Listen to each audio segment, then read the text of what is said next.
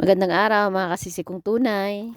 Ngayong araw nga pala, Sabado, maaga akong gumising dahil ngayong araw ay kaarawan ng aking alaga. Gabi pa lang, sinabihan na ako ng amo ko na pagkagising ko sa umaga, ibabad ko yung mga prutas. Ganito ang inutos ni amo sa akin. Lagyan ko daw ng 4 na cups ng tubig at saka 2 kutsarita ng baking soda. At pagkatapos natunaw ang baking soda, nilagay ko na yung strawberry. Binabad ko nga pala yung strawberry ng 5 minutes dahil nga sabi ng amo ko, hindi daw pwede matagalan ng pagbabad para hindi nga daw masira. At sa kabilang lagayan naman, naglagay naman ako ulit ng 4 na cups sa tubig at 2 kutsarita ng baking soda. Nilagay ko na yung mga berries para nga mababad na ito. Ito talaga ang hirap ng isang OFW, lalo na kung ikaw lang ang nag-iisa. Nagbakasyon kasi yung aking kasama. Dahil nga naka-schedule na yung para sa karawan ng aking alaga, hindi na nga pwede i-cancel ng amo ko. Sinama ko nga pala dyan yung cherry tomato para isahan na. Kasi pag ikaw OFW, kailangan mo talaga yung multitasking. At ito naman ang nilagang itlog. Hinati ko yan sa 3 kaldero. Dahil nga sabi ng amo ko, 30 pieces daw yung lagain ko. At dahil nga hindi magkasya sa isang kaldero, ayan, hinati-hati ko na sila.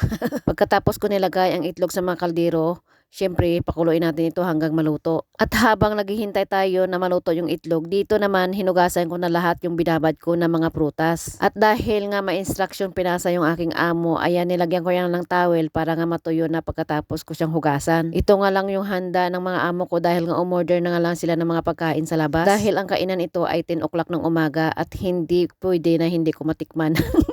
Nag-order nga lang pala sila ng amo ng tinapay at saka mga cheese at mga ham sa labas para nga daw hindi na ako mapagod. O diba, lab ako ng mga amo ko. Charing. Yun lang kasi ang inisip ng amo ko para nga hindi ako mahirapan dahil nga ako lang mag-isa dahil yung kasama ko ay nasa bakasyon. At ayaw ng amo ko na ma-stress siya dahil nga buntis nga siya. At pagkatapos ko itong patuyuin ng kitchen towel, syempre ilalagay natin sa kanyang lagayan para nga ma-serve na ito sa mga bisita. At sinunod ko na palang linisan niya yung strawberry. Tinanggal ko yung dahon para nga ready to eat na sila at hindi na sila mahirapan. O diba, love ko yung mga bisita ng mga amo ko. Charing.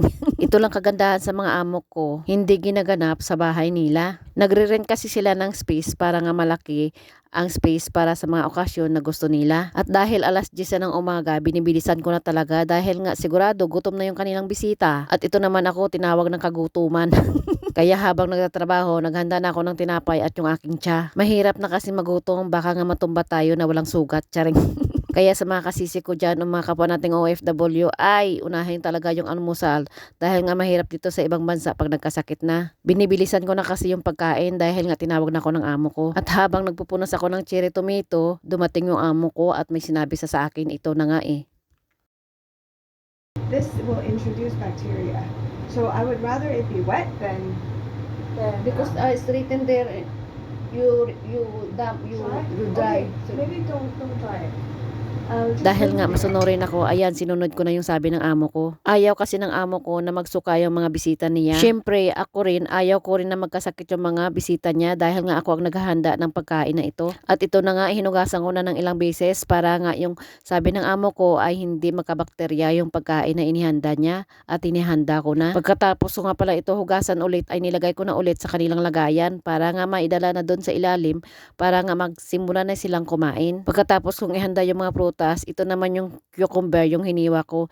Hindi nga pala ako gumamit ng chopping board na yan dahil nga ayaw ng amo ko. Baka daw contaminated yung chopping board na gagamitin dito. At yan yung mga handa ko dito sa bahay. At ito na yung celebration ng kaarawan ng aking alaga. O diba, ganyan lang yung handa ng mga amo ko. Simple lang at hindi masyadong magarbo. Hindi katulad sa Pilipinas na kung maghanda ay bongga-bongga.